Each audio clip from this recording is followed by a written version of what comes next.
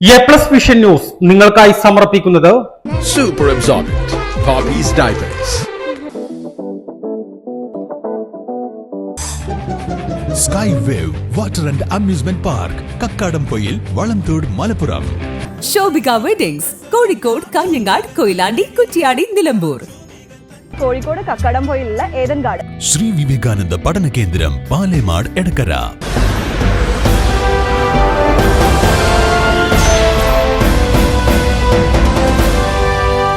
പപ്പായ കൃഷിയിലൂടെ കാർഷിക മേഖലയിൽ പുത്തൻ ഉണർവുമായി യുവ കർഷകൻ. കോഴിക്കോട് ദേവഗിരി സ്വദേശി മോനിപ്പള്ളി റോബിന്റെ കൃഷിയിടമാണ് ശ്രദ്ധ നേടുന്നത്.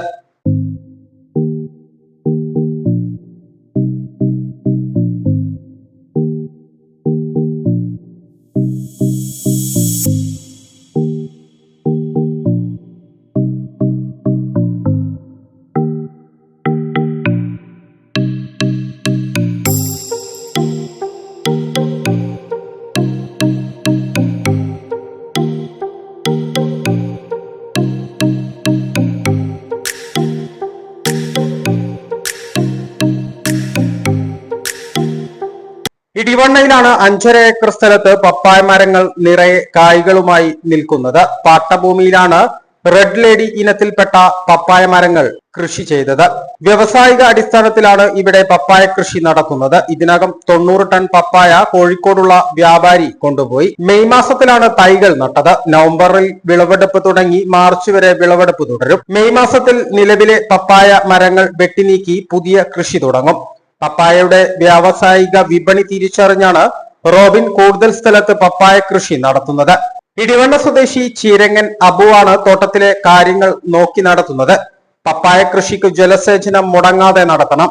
ഇതിന്റെ മറ്റൊരു പ്രത്യേകത എല്ലാ ദിവസവും വളപ്രയോഗം നടത്തണമെന്നതാണ്. കാര്യമായ പരിപാലനം നൽകിയാൽ മികച്ച വിളവ് തന്നെ ലഭിക്കുമെന്ന് തോട്ടത്തിന്റെ കാര്യങ്ങൾ നോക്കി നടത്തുന്ന അബു പറയുന്നു. ഒരു 5.5 ഏക്കറാണ് നമ്മൾ ഈ കൃഷി നടത്തിക്കൊണ്ടിരിക്കുന്നത്.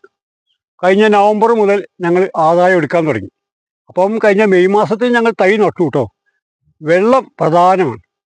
ആ വെള്ളം പോലെ തന്നെ ഡെയിലി വളവും കൊടുത്തുകൊണ്ടിരിക്കുന്നുണ്ട്. പിന്നെ കുറച്ചും കൂടെ സ്ഥലം കൂടുതൽ ലഭ്യമാവുകയാണെങ്കിൽ കൃഷി വിപുലീകരിക്കണം എന്ന അഭിപ്രായം പുള്ളിക്കുണ്ട്, ഓണർക്ക്. വിളവ് കുഴപ്പമില്ലാത്ത രീതിയിൽ വന്നിട്ടുണ്ട്. അപ്പോൾ പുള്ളി ഉദ്ദേശിച്ചതിനേക്കാൾ കൂടുതൽ വിളവുണ്ടായി.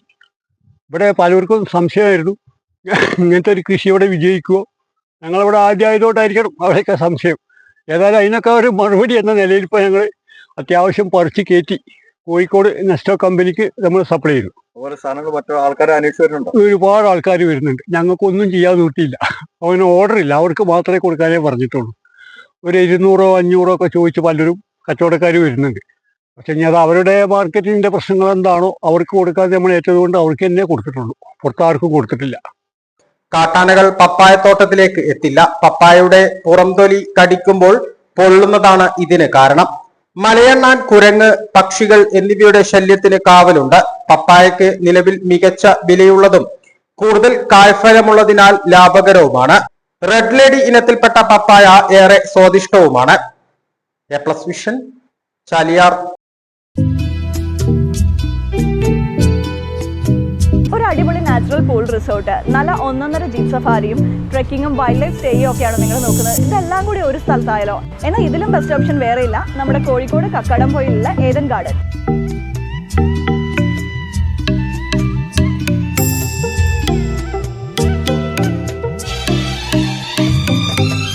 കക്കാടംപൊയിൽ വാട്ടർഫോൾസിൽ നിന്നും വെറും 1 കിലോമീറ്റർ മാത്രം അകലെയാണ് നമ്മുടെ ഈ ഏദൻ റിസോർട്ട് ലൊക്കേറ്റ് ചെയ്യുന്നത്. റിസോർട്ടിനോട് ചേർന്നൊഴുകുന്ന അരുവിയും പ്രകൃതിയോട് ഇണങ്ങിയ കാലാവസ്ഥയും നിങ്ങൾക്ക് നൽകുന്ന റിഫ്രഷ്മെന്റ് ലൈഫിൽ ഒരിക്കലെങ്കിലും എക്സ്പീരിയൻസ് ചെയ്യേണ്ടതാണ്. അത് മാത്രമല്ല, നിലവിൽ 2 ദിവസത്തേക്ക് റിസോർട്ട് ബുക്ക് ചെയ്യുന്നവർക്ക് ഫ്ലാറ്റ് 10% ഓഫും റിസോർട്ട് പ്രൊവൈഡ് ചെയ്യുന്നുണ്ട്. അപ്പോൾ ഒട്ടും വൈകിക്കേണ്ട, ഏതെങ്കിലും ബുക്ക് ചെയ്യാനായിട്ട് സ്ക്രീനിൽ കാണുന്ന നമ്പറിൽ കോൺടാക്ട് ചെയ്യുക.